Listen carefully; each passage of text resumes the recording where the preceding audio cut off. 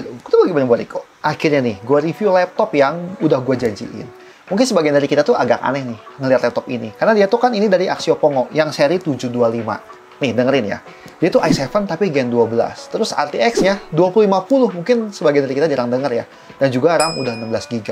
Mungkin kita bertanya-tanya, kenapa ya laptop dengan spek yang kayaknya mungkin nanggung kayak gini dibikin dan dijual? Gue sengaja pasang cam di sini buat gue langsung tunjukin game Cyberpunk. Jadi gini, gue pengen bawa kita, mungkin akhirnya kita tuh akan paham kenapa laptop ini dibuat dan untuk siapa sebenarnya laptop ini. Kalian lihat, di situ gue dapat sekitar 40-an FPS dan turun sedikit-sedikit ke 30 gitu ya. Tahu nggak? Ini gue main di Full HD dengan grafik ultra. RTX-nya gue masih matiin. Gila nggak? Mungkin kita yang tadinya berasumsi ketika ngelihat laptop ini ya, hah? Kok masih Gen 12 sedangkan sekarang aja udah Gen berapa gitu kan? Dan kenapa ATX-nya 2050 sedangkan sekarang aja udah seri 4000 gitu kan? Jadi setelah gue riset-riset, 2050 itu adalah VGA refresh yang emang sengaja dibuat sama Nvidia buat memenuhi demand yang mungkin nggak butuh VGA yang terlalu high-end tapi dengan harga yang terjangkau. Makanya dengan kondisi spesifikasi kayak gini, kita langsung bisa lihat di Full HD dengan grafik ultra, kita bisa main dengan FPS 40-an dan sedikit-sedikit turun ke 30 tuh ke 37 gitu. Dan ini sangat-sangat playable. Sekarang kalau misalkan kita ngelihat ke grafik settingnya, sebenarnya tuh ini gue masih pakai Fidelity Super Resolution. Jadi ini tuh kayak semacam super samplingnya atau AI-nya dari si AMD gitu kan. Yang dimana itu emang semua VGA bisa pakai. Gue akan ganti ke DLSS. Itu tadi. Walaupun mungkin terdengar 2050 itu kok kayaknya jadul gitu kan. Tapi setidaknya dia udah punya arti core yang dimana yaitu AI untuk menjalankan atau core untuk menjalankan si DLSS. Yang dimana itu sebuah privilege. Setidaknya untuk Nvidia ya, untuk user Nvidia yang tidak bisa dijangkau sama VGA sebelah gitu. Ketika kita apply dengan settingan grafik yang sama ya, dan ini DLSS-nya performance, kalau dilihat, sebenarnya nggak terlalu banyak perbedaan. Dia cuma naik sedikit di beberapa momen, cuma kayak naik 2 FPS, tapi kurang lebih rata-ratanya akan mirip. Oh, bahkan ini kena ke 50 FPS. Sorry. Itulah keunggulan pakai RTX, walaupun yang kedengarannya mungkin ini kayak agak jadul secara si VGA gitu. Nah, yang menarik itu di sini. RTX-nya, ray tracing-nya mati. Sekarang gue akan coba ganti ke ray tracing low. Dan udah pasti ini harus nyalain DLSS-nya. Kalau nggak, udah pasti akan nge-lag parah. Ke performance DLSS-nya, dan gue matiin si motion blur ya. Dia dapat frame per second sama ketika tadi kita grafiknya ultra. Di 30-an. Di 37, 38. Dia emang nggak nyentuh ke 40. Oh, itu nyentuh deng ke 40. Yang di RAM-nya baru turun ke 30-an. Dan ini masih sangat-sangat playable gitu, guys. Terakhir ya, gue pengen cobain ray tracing-nya itu ke medium. Ray tracing-nya ultra. Gue pengen langsung tahu. Gue tahu ini nggak akan playable, mungkin ya. Karena gue belum cobain langsung. Tapi nih, kita lihat. Dan ya lihat aja, di kondisi ultra, bahkan dia dapat 20-an FPS. Emang ini bukan kondisi yang ideal ya, buat dipakai main gitu. Dan ketika kita ganti ke medium, lihat, bahkan dia sesekali masih bisa nyentuh ke 30 gitu. Si frame per second-nya. Dan tentu, buat sebagian orang dan juga gue, ini bukan kondisi yang ideal atau playable gitu ya untuk dimainin, karena gue minimal 30. Ya udah, emang tadi kondisi ray tracing low itu yang paling ideal buat dimainin.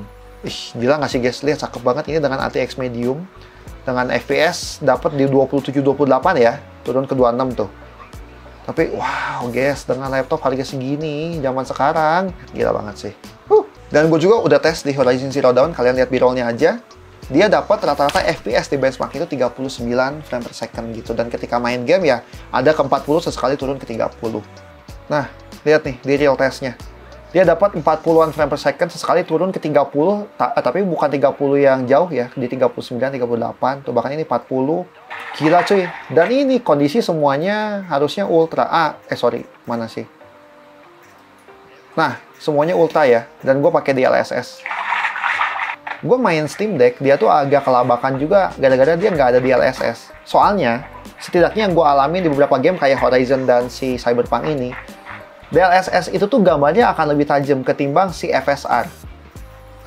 Nah, dia kan di sini kan ada FSR juga kan. Karena ya dia langsung pakai arti core-nya dari si VGA-nya. Di Fighting Seat-nya, dia turun sedikit ke 30-an, tapi ini masih sangat-sangat playable. Lihat, dengan di api-api kayak gitu, masih ditahan di 40-an frame per second. Dan kalau ngomongin suhu, ini suhunya adalah suhu yang wajar gitu. Kalau misalkan ngelihat di HP monitor ini, tadi peaknya itu untuk prosesornya di 99 derajat. Dan itu adalah hal yang wajar ya, karena kan kalau Intel tuh bisa sekitar 105 atau 110 derajat gitu. Dan GPU peaknya ada di 81 derajat, yang which is itu masih aman juga, karena kan itu adalah peaknya. Nah, dengan pengujian sederhana kayak tadi, ini laptop udah kebayang nggak sih target pasarnya gitu? Mungkin ini buat kaum menang-mending kali ya. Tapi yang sebenarnya dia punya budget tapi mungkin mepet gitu. Karena dengan harga segini, kalau misalkan kalian yang punya budget hampir 20 juta gitu atau 15 juta ke atas, ya mungkin nggak akan ngelirik laptop ini karena banyak pilihannya. Tapi gimana? Buat mereka yang sebenarnya budgetnya itu adalah buat laptop office gitu.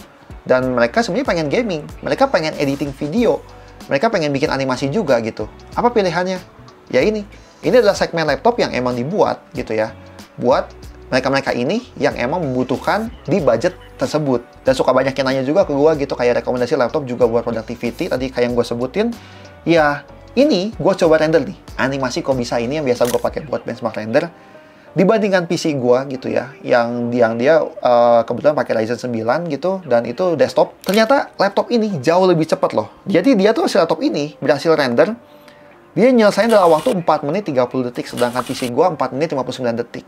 Emang di Adobe After Effects itu ada banyak banget anomali gitu ya. Bisa jadi karena di situ gue lagi processing apa atau apa gitu kan. Tapi poin yang pengen gue kasih tahu di sini adalah ketika kalian pengen mulai belajar editing, bikin animasi, bahkan serius nih bikin animasi kurang lebih tuh kualitinya kayak kok bisa, itu sangat-sangat aman dengan laptop kayak gini. Karena kalau misalkan kalian pengen productivity yang bikin animasi ataupun video tapi pakai laptop office gitu ya, yang harganya juga agak nanggung, karena kan sekarang kalau laptop office itu tuh 9 hampir 10 juta, emang gak nyampe 10 juta, tapi 9, ada yang 8, tapi kadang si RAM-nya nanggung gitu kan. Ketika kalian pengen upgrade RAM jadi 16, ya udah kena 9 jutaan gitu. Ya yang kayak gitu nggak rekomen. Karena gue dulu pernah pakai, awal-awal dulu gue bikin animasi kok bisa, gue pakai laptop office, dan itu udah kebakaran tuh. Bukan laptopnya kebakaran ya, tapi ketika komposinya udah banyak, animasinya udah rudet gitu, laptop itu udah nggak sanggup. Ujung-ujungnya gue ke apa? Ke laptop gaming. Dan dulu laptop gaming yang pertama kali gue beli ya range harganya sekitar hampir 14 juta. Dan sekarang dengan harga segini ya kalian bisa dapetin dengan kualitas main game sekelas Witcher, Horizon Zero Dawn, Cyberpunk dengan nyaman gitu. Dan kalau misalkan kalian pengen ngejar 60 fps, sangat-sangat gampang ya, tinggal turunin aja. Tadi kan grafiknya ultra, ya turunin aja ke high ataupun ke medium gitu. Dan ekspektasikan laptop ini kalian tuh main di 1080p, karena dia tuh VRAM-nya cuma 4GB. Jadi kalau misalkan kita pengen naik, udah pasti terlimitasi dari si VRAM-nya gitu. Dan lagi sebenarnya tuh yang paling berat itu bukan naikin grafis guys, tapi naikin resolusi. Itu yang akan sangat-sangat memukul performance dari laptop kalian gitu. Jadi harusnya sangat fine ketika kalian main dengan 1080p, yang which is juga layar laptop ini 1080p, main dengan grafis high. Oke, tadi yang belum gue sebut gitu ya, karena gue tadi langsung benchmark, laptop ini tuh layarnya sendiri udah 144 Hz. Emang dia bukan layar yang terbaik gitu ya. Kalian mungkin akan melihat ada beberapa kontras yang nggak bisa sebagus bahkan mungkin monitor 3 jutaan gitu ya, ataupun 2 jutaan. Tapi at least itu yang bisa kita ekspektasikan. Karena ketika sebuah brand menjual sebuah produk dengan harga yang sudah ditentukan, mereka bukan iseng gitu loh guys. Iseng ngasih harga 1 juta, iseng ngasih harga 2 juta, enggak. Tapi mereka ya emang bikin sesuai dengan spesifikasi yang ada. Dan ini portnya lengkap banget. Di kiri ini, kalian tuh udah dikasih sama Type-C. Dan di sini ada micro SD ya. Sayangnya nggak ada SD card yang gede buat kamera. Adanya tuh micro SD untuk yang kecil gitu yang biasanya di HP. Dan juga di bagian sini, dia udah dapat 2 USB dan juga ada audio jack yang dipisah. Nggak sampai situ, di belakang sini colokan HDMI-nya, colokan power, dan juga ada Type-C satu lagi. Enak banget, makanya akan berasa setup kalian akan rapih ketika colok-colok monitor karena HDMI-nya itu di depan. Karena kan nggak akan kelihatannya di depan daripada di samping, nabrak keyboard ataupun kabel mouse kalian, itu nggak akan nyaman. Kalau ngomongin speaker juga ini standar gitu ya, gue nggak menemukan sesuatu yang spesial. Dia kencang speakernya, tapi bassnya kurang. To be expect untuk laptop yang di range seperti ini. Dan untuk keyboardnya dia sudah RGB, tapi dia single color. Jadi kalau pengen biru-biru, semua merah-merah semua, kuning-kuning semua, kayak gitu. Untuk fan juga dia udah kanan kiri depan belakang ya. Mungkin itu juga yang bikin dia bisa nahan suhunya tadi untuk main game sebelah Cyberpunk dengan settingan ray tracing yang nyala tadi. Dan ini ya hal menarik yang pengen gue bilang ke kalian. Jadi kemarin tuh gue diundang Axio gitu, buat datang ke pabriknya gitu kan, buat gue lihat semua, karena ini kan semua dibuat di Indonesia dan ini ya emang brand Indonesia gitu. Gua lagi di pabriknya, kalian bisa lihat Ini gila.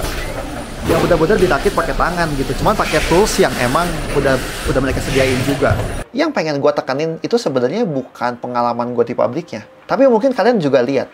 Ada beberapa konten kreator lain yang diundang sama Axio gitu ya. Untuk nge-review laptop mereka. Tujuannya apa? Marketing.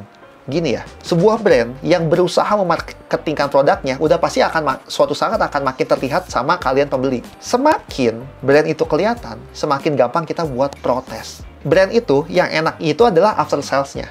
Betul nggak? Kalau misalkan katakanlah, ini brand harganya cuma 1 juta, ini laptop nih. Wah, murah banget kan? Tapi after sales-nya udah, pokoknya kalian setelah beli 1 juta, kita nggak mau ngurus. Bodo amat. Kalaupun pengen servis, ya lu carilah toko-toko kita mungkin ada gitu. Bikin kita sebagai konsumen kurang nyaman. Jadi si Axio ini setelah gue cari-cari, dia tuh ada yang namanya semacam premium care-nya gitu, ataupun premium service-nya.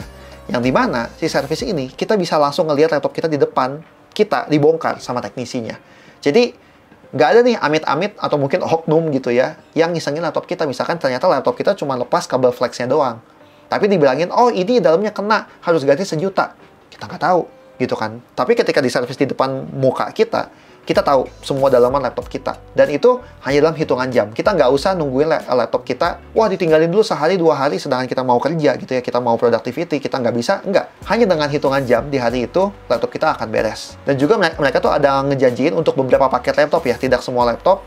Ketika kita diservis dan amit-amit emang bener-bener itu harus ditunggu gitu ya, harus ditinggalin laptopnya, mereka akan nge-provide laptop cadangan buat kita pakai, setidaknya kita bisa pakai laptop dulu. Gue harapkan gitu ya, di video ini kalian kritik sebanyak-banyaknya. Gue yakin tim Axio akan lihat.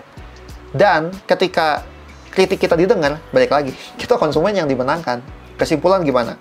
Sebenarnya harusnya kalian udah bisa simpulin gitu. Buat kalian yang selalu mungkin kaum mendang-mending, ataupun buat kalian yang selalu nanya ke gua gitu ya, pengen laptop yang affordable, bisa main game, bisa streaming, bisa productivity, yang mana gitu. Dan kalau dulu mungkin pilihan kita langsung loncat ke laptop gaming gitu yang harganya udah belasan ke atas, atau laptop office yang harganya 10 juta ke bawah gitu. Nah, dia datang di tengah-tengahnya gitu. Pastinya kalau kalian punya budget lebih, gua akan sangat sarankan beli yang versi yang lebih tinggi. Kenapa? Ya nanggung. Tapi kalau misalkan budget kalian terbatas, Axio ngasih pilihan ke kita, buat kita ambil di budget yang nanggung tadi. Dan karena dia bisa pakai DLSS, untuk game-game yang sudah ada di LSS, udah pasti itu akan jadi privilege untuk laptop ini gitu. Kalian bisa cek aja gitu di Steam, udah banyak game yang bahkan game Cyberpunk itu udah bisa dibilang game yang sudah optimize gitu ya untuk DLSS-nya. Ya makanya dia bisa running well dengan ray tracing nyala kayak tadi. Yaudah, komen aja apa yang bikin kalian tertarik sama laptop ini. Dan kalau kalian udah sempat beli, kalian pengen kritik, tulis di kolom komentar. Gue yakin teman-teman Axio akan sangat-sangat baca. Karena mereka pun waktu ngundang kita konten kreator, mereka nanya banyak hal gitu. Dan gue jawab belak-belakan aja gitu. Kalau mungkin Axio belum terlalu terlihat di market, Axio mungkin apa gitu, silakan. Pasti didengar dan tidak juga semua bermanfaat. Nuhun.